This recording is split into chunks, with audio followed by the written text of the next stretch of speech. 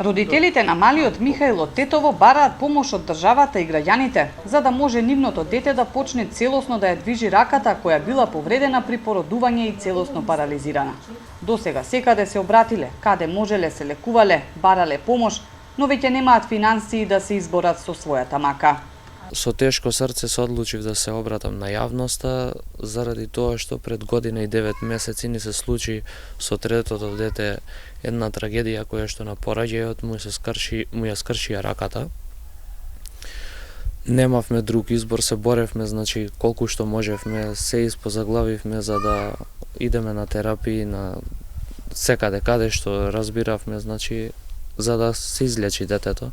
Меѓутоа со финансиски средства не успеавме да го постигнеме тоа.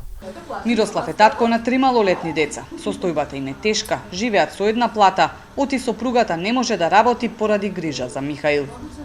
Сопругата не може да иде на работа, заради тоа што малиот не може да иде у градинка, ради самата попреченост на левата рака. Не сме во можност со една плата, значи дали да плаќаме кредити, дали да двоиме пари за терапиите негови и дали да ги издржуваме другите две деца.